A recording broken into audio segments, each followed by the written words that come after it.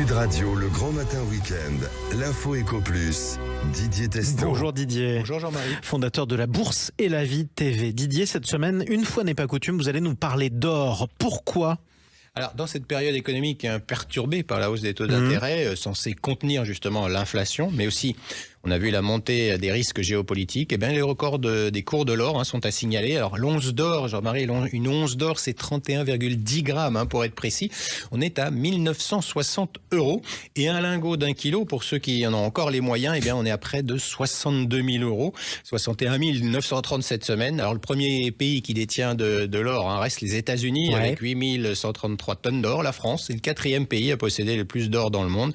Elle en possède 2 437 tonnes. Alors, depuis l'année 2020, année du Covid, les cours de l'or sont en hausse. 2021 avait été assez calme, selon les spécialistes, même si l'once d'or était toujours au-dessus du prix d'avant le confinement. Et puis, il y a eu des années agitées, la guerre de la Russie en Ukraine, la faillite de la banque californienne SVB, la remontée des taux d'intérêt à une vitesse exceptionnelle par les banques centrales, la guerre du Hamas et contre Israël, qui ont pu à chaque fois attirer de nouveaux investisseurs. J'imagine, en tout cas ça monte. Alors ça n'a pas été un parcours tranquille pour autant, pour tous ceux qui en possèdent de l'or. Oui, parce qu'avec les hausses massives de taux, l'essoufflement de l'inflation, le 6 octobre 2023, le cours de l'or enregistré son plus bas à 1727 € l'once, pour finir l'année 2023 en beauté, le 4 décembre 2023.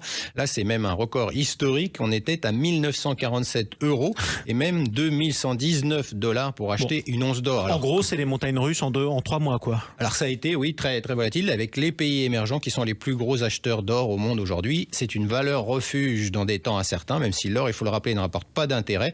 Un actif de temps long, nous disent les spécialistes. Ouais, alors il y a un autre actif dont on va parler avec vous. Il y en a même qui le qualifient de monnaie, c'est controversé. On parle du Bitcoin, et le Bitcoin est de plus en plus recherché. Alors c'est un engouement réel que les historiens, les économistes expliqueront sans doute un jour, après la crise Covid, la défiance à l'égard de nombreuses monnaies. J'ai eu l'occasion ici de vous parler des dettes publiques monstrueuses, que ce soit aux États-Unis ou en Europe. Le Bitcoin, un actif numérique qui a intéressé au début, il faut le rappeler, que les geeks passionnés de ces nouvelles technologies, il s'est installé dans le paysage financier, quoi qu'on en dise. Une étude de l'autorité des marchés financiers en France mettait même la détention de cet actif devant la détention d'actions en bourse. Et le prix du Bitcoin, en février 2024, il s'est envolé de 45% pour atteindre des sommets plus de 62 000 $. C'est plus élevé depuis 2021. Des investisseurs professionnels se sont emparés de ce phénomène avec des produits financiers qu'on appelle les ETF pour répliquer donc un certain nombre de performances à ajouter à la spéculation. Alors le pétrole et l'or, qui sont des matières premières utilisées dans nos sociétés, le Bitcoin et sa technologie n'ont aucune base économique.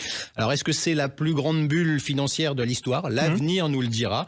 Mais au-delà de cet actif et de la spéculation autour, la technologie, elle, ce qu'on appelle la blockchain, est en train de se développer, et avec elle de nouvelles opportunités pour des entreprises. Je pense que c'est ça l'essentiel. Ouais, on verra bien plus tard si le Bitcoin est l'assignat du 21e siècle. Du côté de la bourse, mon cher Didier, on constate aussi des plus hauts qui ont été atteints. Alors c'est vrai que pour les investisseurs professionnels, cela est justifié par la bonne tenue des résultats des entreprises. On a vu même le CAC 40 à plus de 8000 points.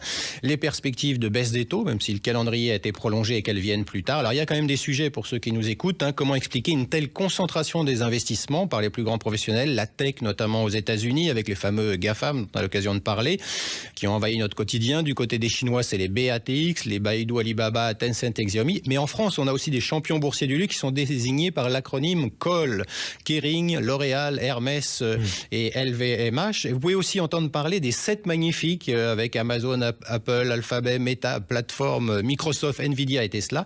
Et puis la dernière en date, si jamais les enfants qui nous écoutent vous disent « je voudrais des granolas », ce sont là des 11 champions européens avec GlaxoSmithKline, Roche, ASML, Nestlé, Novartis, Novo Nordisk, L'Oréal et encore LVMH, AstraZeneca, SAP et Sanofi. C'est un mélange de sociétés de technologie, de santé et de l'alimentation et du luxe. Ouais, tout est bon dans le cochon apparemment. Didier, vous parliez de records. Il y a les milliardaires aussi qui en profitent pour vendre leurs titres. Alors là, oui, les héritiers, les fondateurs les plus en vue vendent à tour de bras, on peut le dire, des actions des entreprises qui les ont rendus milliardaires. Les prix des actions, il faut le rappeler, sont au plus haut historique. Et là, on a Jeff Bezos, Jamie Dimon. Alors, Jeff Bezos, il a vendu 8,5 milliards et Jamie Dimon, 150 millions de $. Et c'est quand même considérable. Un jour, on parlera quand même, là on vient de parler de tout ce qui marchait, tout ce qui explosait. À côté de ça, les chefs des petites entreprises voient une situation beaucoup plus morose. On en reparlera avec vous bientôt. Merci beaucoup Didier Testo. Tous vos conseils à retrouver sur la Bourse et la Vie TV. Merci.